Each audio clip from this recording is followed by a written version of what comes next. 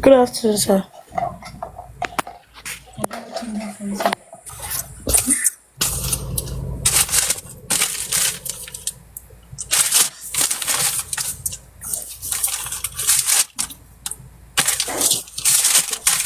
Good afternoon, sir. Hey, jide ekele achọm that ekele from you. Kware ekele ga ahụ kwanye ga na akpa. Achọm that your greeting. Don't to come here na bịa ngabịa ekele gị m. Ejile ekele mejọ saga m oyi. Don't greet me home n'okporo ụzọ na ma ịmaghị onye nwe gị ekele m. Ị ga ekele m. Gị ikpe ekele m ma m ghara ịgba gị enye Chineke agba gị ọkụ. Don't greet me here. Don't greet me. Don't greet me. Oti yiri knockout. Ịkwara ihu knockout ịbịara ngabịa ekele gị m. Don't greet me. We who knock out Abagana Christmas every December, Brange Collegum. Don't try it. Momoga Motu Wabingo.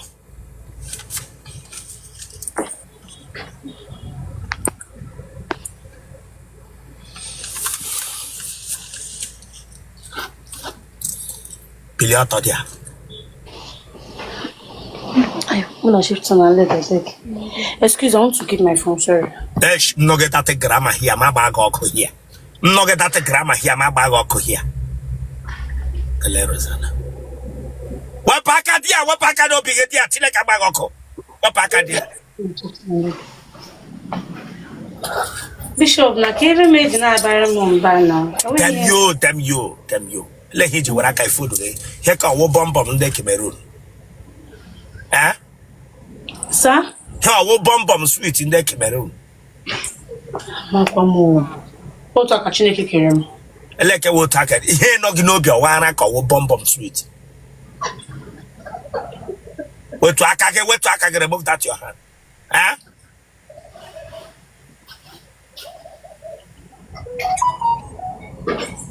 No, one I call bomb. Shopara. And I go tired and knock at donut. Eh?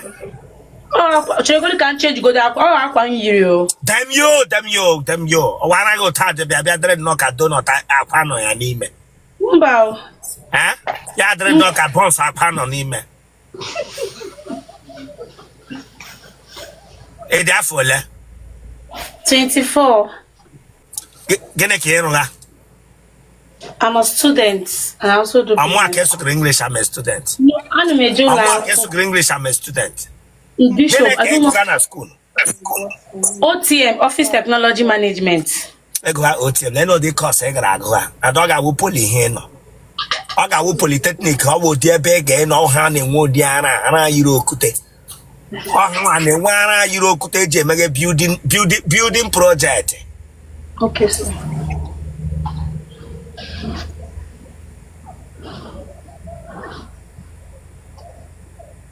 What is OTM? Office Technology and Management. Define Office Technology and Management. Office Technology Management can be defined whereby is a course being meant for business or office. Office Technology Management. First of all, define what is the office. An office is a place where business is being translated. Then technology is a form of academic. Then management. What is management? What is management? Management can be defined as, how will I put it? Wait. Management can be defined as someone or as a person who handle an organization or business.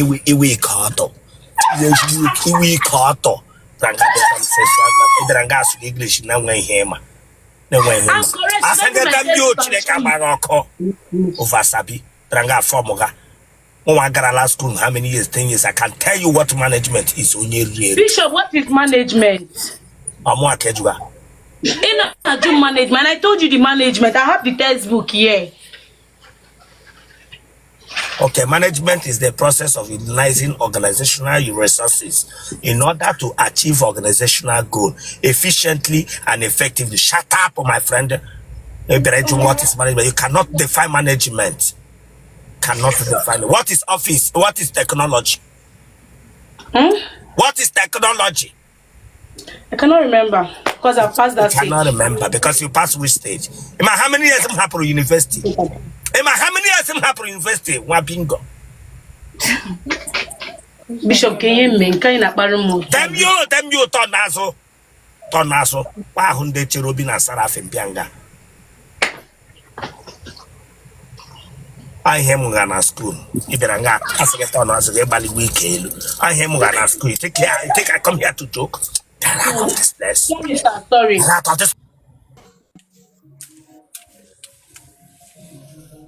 Good afternoon. The way phone and I get below talking Laramaso. The Kulanga BG for Sekelem. Need him that ekele. Awe Belangambo. I have come network to network mesh. Maybe get that you say they here. Oh, yeah, to a phone and I get last.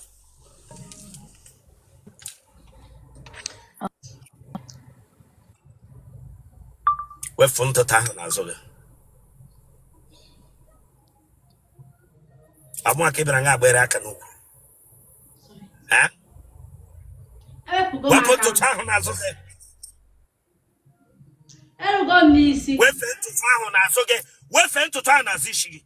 We're friend to town as ishi. Gini ki inoko. Huh? Gini ki inoko.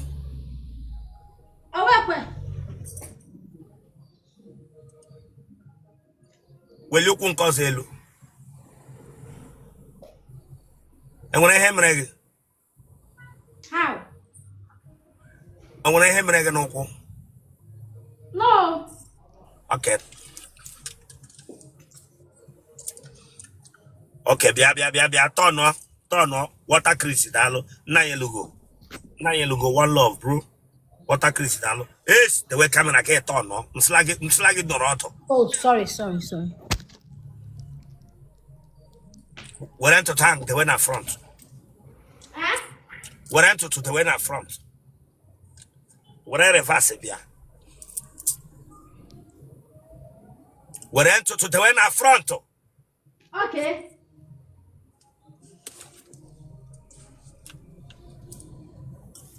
Gino oleki inime. G. Iyi Gino nime Gino mere pant. I want a genie. Ah.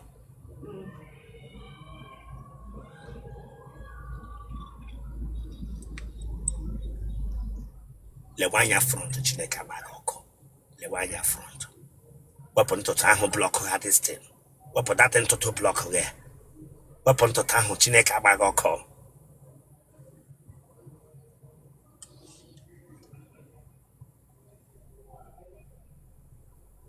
What ọkwala n'ụtọ ọkwanụ nwaanyị na nwoke n'ụwa dị elewanya front Chineke agbaghị ọkụ n'ụwa dị ụtọ ọwụ nwaanyị na nwoke nwadị ihe ọzọ abịa anyị na-atọle ha na-atọle anyị na-atọle atụ ihe mmadụ adọle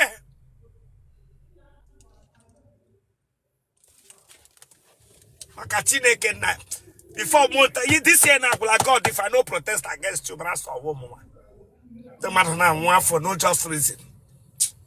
That would have fun over. Okay.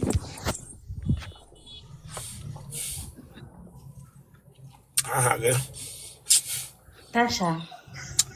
Chilanya, if I saw me when I make up, I keep working on my program here. Oh, okay. I found Butchoma. I feel bomb Butchoma. Tomonya gave Yanga Bogam Tasha. The way who got off Mark, the way who got off okay. The way who got off Mark the Rotunga. The way who got off Man Rotunga. Branga Pepa Sumi Wena. Pepari who taught to Ninja na. Ibranga Pepa Sumi Wena. Pepari who taught to Ninja. The way who gets stressed. Brawere side in who the man.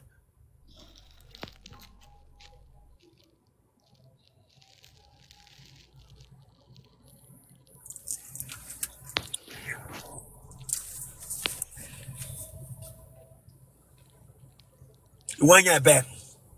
Abmonimo State. Ebe Nimo. Oyembi Tolu. Ebe Nambitolo. Naogwa.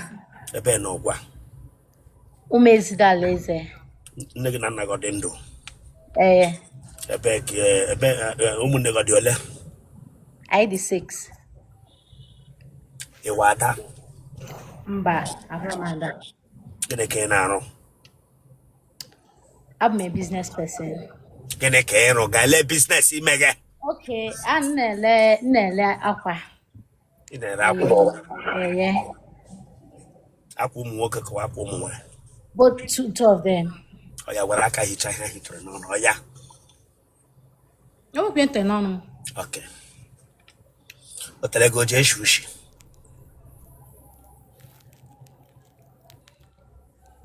Otele go jee shushi. Ya na-ele m. Ọ dịrị eshishi. My network ebido gị again. Ị gara ụlọ akwụkwọ mahadum?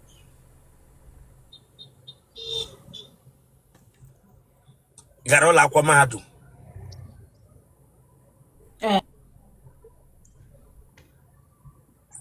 Yes, aga m. Gị na onye bi? Network m na-enye nsogbu onye njem ejikwala ọtọ. M na my elder sister. Ka ebe isi na-awọchi anyị? Abuja. Ndị Awụsa ọ taala gị mbụ?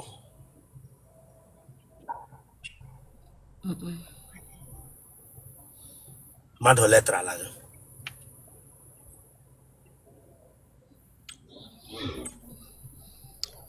Mmadụ ịtọ tago m.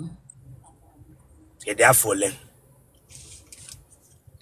Adị m 23 years. Ị meela nwaanyị na nwaanyị mbụ? Mba. Ị werela aka gwụọ onwe gị n'otele mbụ?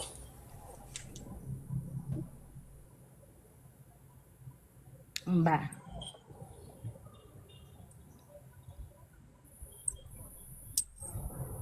Mmadụ atọ atara gị ha taa gị n'anyị?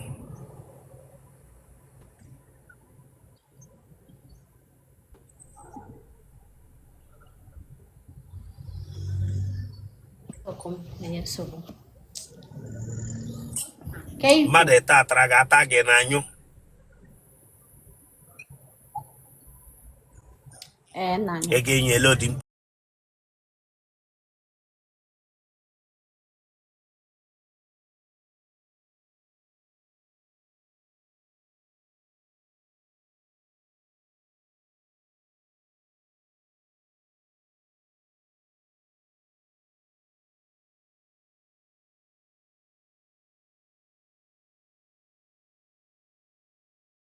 gịnị? Network m Isi ọ na-enye na-eti mkpu gị nsogbu. gịnị? Asị m na nna-eti ai. Genotype gị? Blog group gị? O plus. Ọ ya kpọọ nọmba gị? Ha chatịa m na my TikTok. Onye dị dara nga again sị m ihe a ma ebute oge ihe ahụ. Ọtamsị gị kpọọ, ọkwa enwe otu ndị ọzọ ji na-ewe iwe na-enwebụ kpọọ nọmba gị? Mba, ha chatịa m on my TikTok. Okay.